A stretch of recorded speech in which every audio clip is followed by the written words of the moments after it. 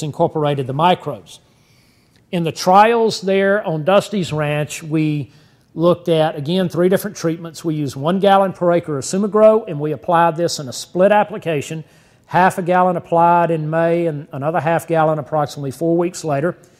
We compared that with 1 gallon of Sumagrow applied again in a split application, but this time with a 50% fertilizer rate, and then our control, which was 100% recommended fertilizer based on soil analysis. And these are the results. First of all, you'll note that we had elevated bricks where we incorporated the microbes. Okay? And where we had the microbes alone, in this particular trial, we had our highest bricks values. And again, in terms of our dry matter production, dry matter content, we had significantly greater dry matter produced where we incorporated the Sumagrow compared to either the 100% fertilizer, and we also had some slight differences in both our crude protein and TDN. In Alabama, we did some trials with Teddy Gentry of the country music group Alabama, and Teddy's been doing grass-fed beef production for the last 20 years now, and so he is very big into using natural fertilizers, organic fertilizers, that type of thing. So we compared Sumagrow with his typical fertilization regime, and the Sumagrow application was 1 gallon per acre, all applied at green up. And then we compared that to a cocktail fertilization mix that he's been using for the last several years, which consists of fish oil hydrosylate, a sea salt, and liquid calcium applied at 4 gallons per acre. And again, all was applied at green up. You can see the primary forage species listed here that we were evaluating. And again, at Teddy's, we noted that where we incorporated the microbes, we had a significantly higher bricks content throughout the growing season compared to our control. And then if we look at dry matter yields, we had a significant difference in dry matter yields per acre, and when we did our cost analysis, it amounted to about a $32 per acre advantage where the microbes were incorporated compared to the controlled fertilization program. South Central Pennsylvania. Okay, this is very rolling country. I don't know if you'd call it mountainous, but certain very hilly, very rocky type country, very thin soil. Okay, so they tend to have a very poor soil type here, and most of this country is predominantly for livestock production, both beef and dairy.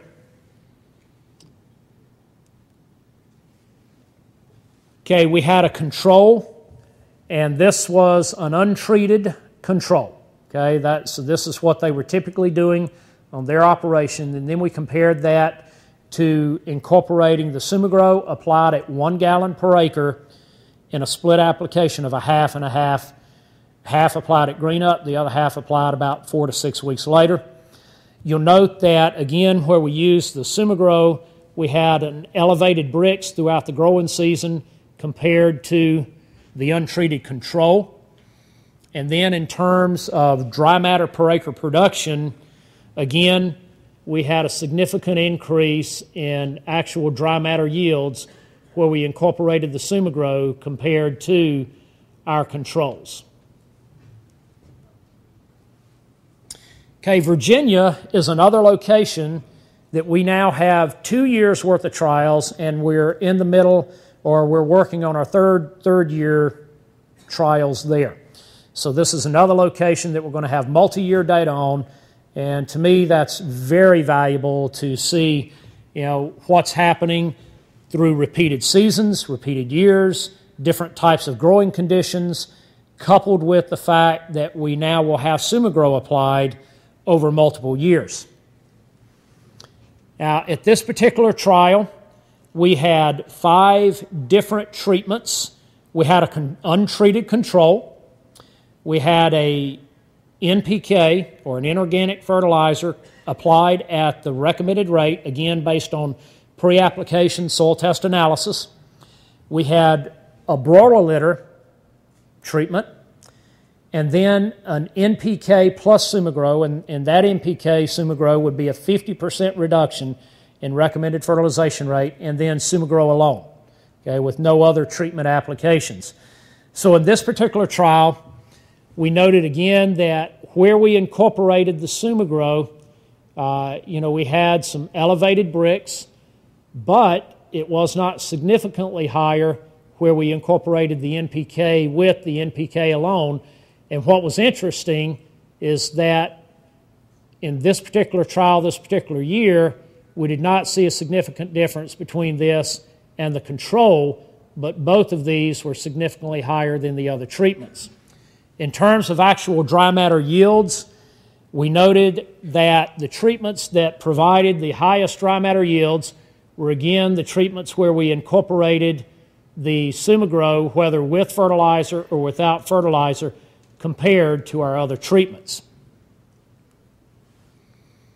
Now we're also doing cool season trials there as well. So that was warm season trial results that I just presented.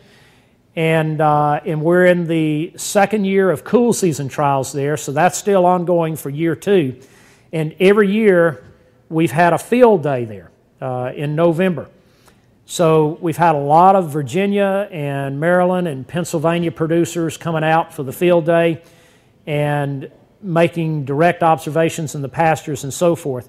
One of the things that we have noted for the past 2 years in a row at this particular location, and this is up in north central Virginia, so it's very hilly country, is that where we have incorporated the microbes, we have had increased tolerance to frost and freezing. So, and the particular rancher here really likes that because they feel like that's extending their grazing days. Okay, this is most recent data on our cool season forages, and you'll note that we're seeing significantly increased dry matter yields where we incorporate the Sumagrow compared to NPK and compared to an untreated control. Now what you'll note here in our cool season trial is that the control is actually slightly outperforming so far to date the NPK treated. Okay, this is actual forage analysis, and we have the Sumagrow in red, the control in green, and the NPK in yellow. And we look at dry matter, crude protein, digestible protein, fiber, and TDN. And you'll note that in crude protein, actual digestible protein, and TDN, so far we have a slight advantage to the Sumagrow in that regard. Okay, and again, following through on our nutrient content, looking at mineral content, again, we see similar trends where we have slightly higher calcium, phosphorus, potassium, magnesium, and sodium content in our treatments where we're incorporating the Sumagrow.